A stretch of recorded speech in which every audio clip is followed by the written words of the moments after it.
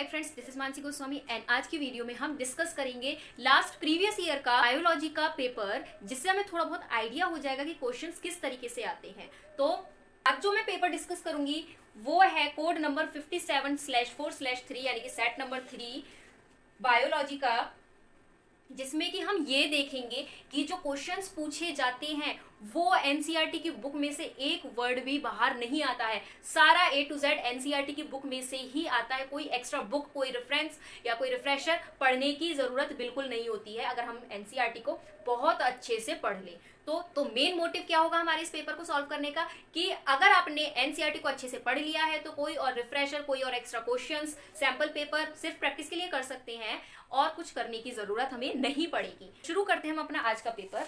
सबसे पहले section A है। सेक्शन ए में एमसीक्यूज पूछे गए हैं। पहला एमसीक्यू है the practice of mating unrelated animals with in the same breed either side of the pedigree for 4 to 6 generation is known as option A outbreeding, option B outcrossing, option C crossbreeding and option D inbreeding। यानी कि question कह रहा है कि अगर हम किसी भी दो एनिमल की ब्रीडिंग कराएं यानी कि मेटिंग कराएं जिसमें कि सेम ब्रीड के हों लेकिन उनके कोई कॉमन एंसेस्टर ना हो, कम से कम 4 से 6 जनरेशन तक पेडिग्री एनालिसिस में।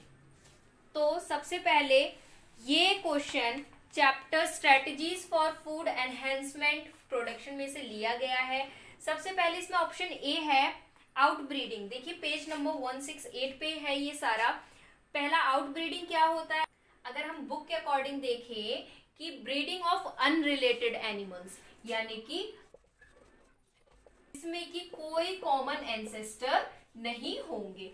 तो ये हो गया हमारा आउटब्रीडिंग। तो इसका आंसर होगा ही नहीं क्योंकि क्वेश्चन में ही कहा है कि सेम ब्रीड के होने चाहिए और इसमें बोला है अनरिलेटेड एनिमल।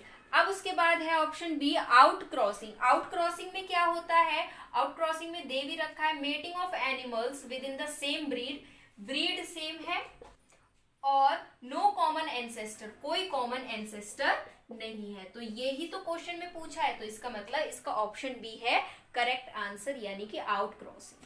अब सेकंड क्वेश्चन है, यानी कि सेकंड पार्ट है, इसी का ऑप्शन में आया है कि कौन सा करना है। तो bacteria present in rumen of cattle digest cellulose to produce, option A polysaccharide, option B sucrose, option C ethanol and option D methane.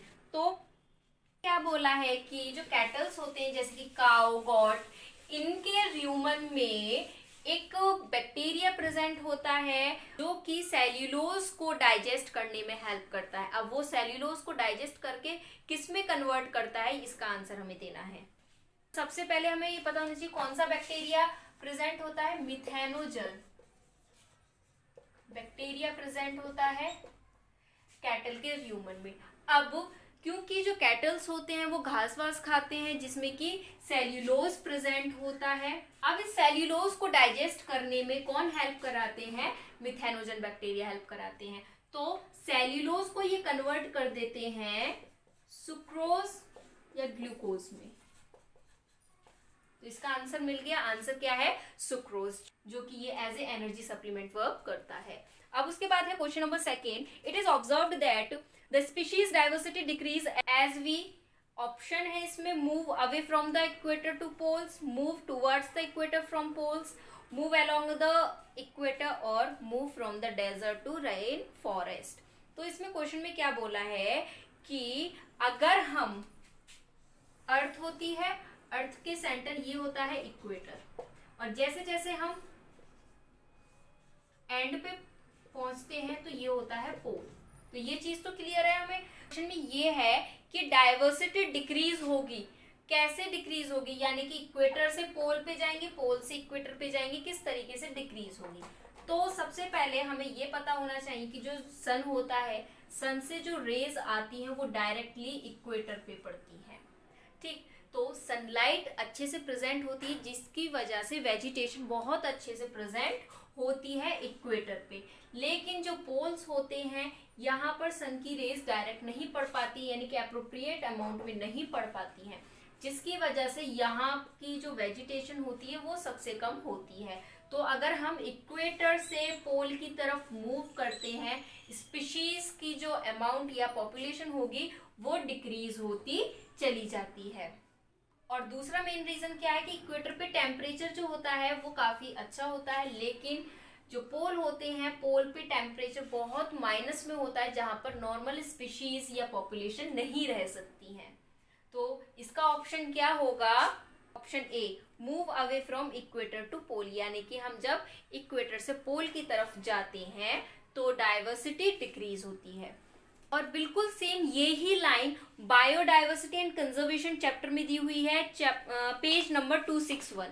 ये लैटिट्यूडनल ग्रेडियंट में ये पूरी एक लाइन दी हुई है, तो इसका आंसर ऑप्शन ए बिल्कुल सही होगा। उसके बाद ऑप्शनल में ही दे रखा है इसका अगला क्वेश्चन कि CNG is preferred as a fuel over diesel for public transport because, यानी कि जो सीएनजी है वो ज्यादा प्रेफर किया जाता है एज कंपेयर टू पेट्रोल और डीजल, किस लिए? पब्लिक ट्रांसपोर्ट के लिए।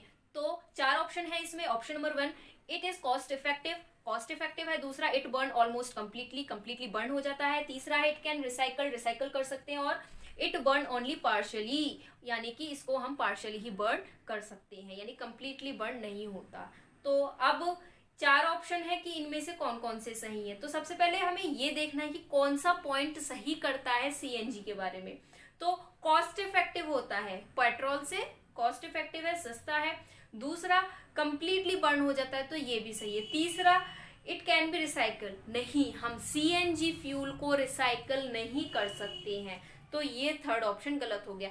तो अब ये देखो कि चारों ऑप्शन में थर्ड ऑप्शन किस किस में आ रहा है, तो बी में आ रहा है, सी में आ रहा है और डी में आ रहा है, तो ये तीनों ही गलत हैं। तो ऑप्शन इसका क्या हो गया सही? ऑप्शन ए, यानी कि फर्स्ट और सेकंड। तो ये हो गया इसका करेक्ट आंसर। ये भी एनसीईआरटी की बुक में से ही लिया गया है, एज इट इज ऐसा ही।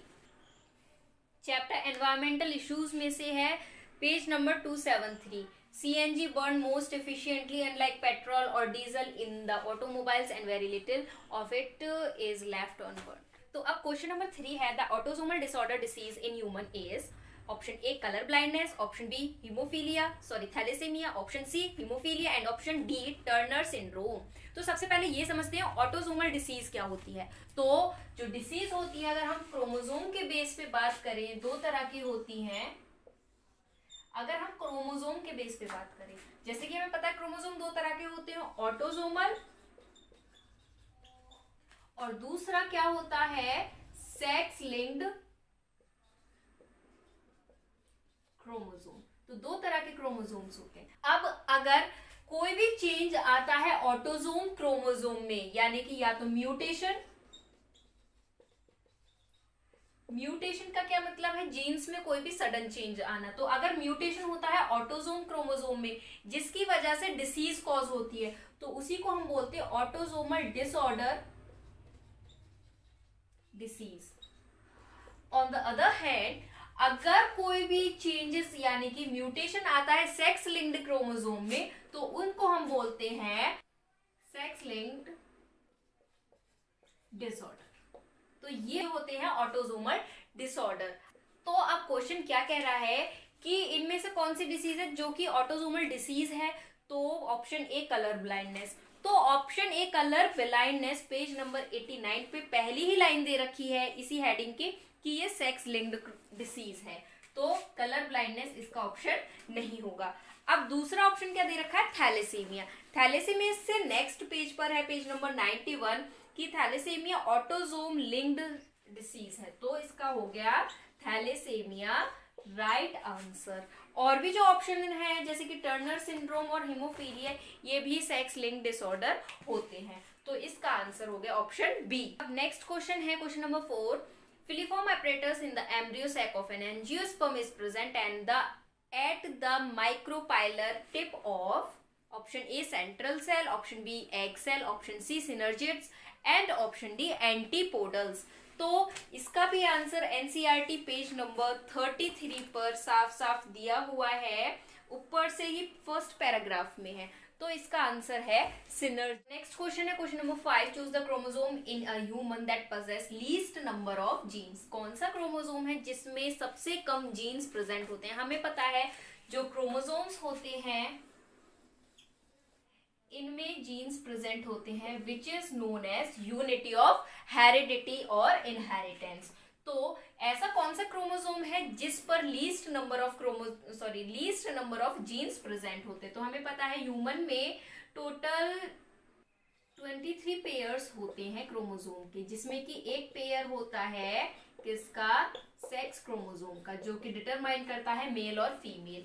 तो बचे 22, ये हो गए ऑटोसोम्स। जैसे कि हमें ऑप्शन दे रखा है कि Y chromosome, autosomal chromosome, X chromosome और 21st क्रोमोसोम। तो जो वाई क्रोमोसोम होता है उसका अगर हम साइज भी देखें ना तो वो छोटा होता है as comparison to other chromosome.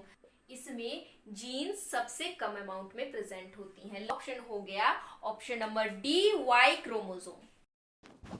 तो यहाँ ख़त्म होता है सेक्शन ए का एक्सप्लेनेशन। नेक्स्ट वीडियो में हम बात करेंगे सेक्शन बी के क्वेश्चन आंसर्स की, कि किस तरीके से आते हैं। Till then keep revising. And और भी वीडियोस के लिए आप मेरा चैनल सब्सक्राइब करें एंड अपने फ्रेंड्स में भी शेयर करें।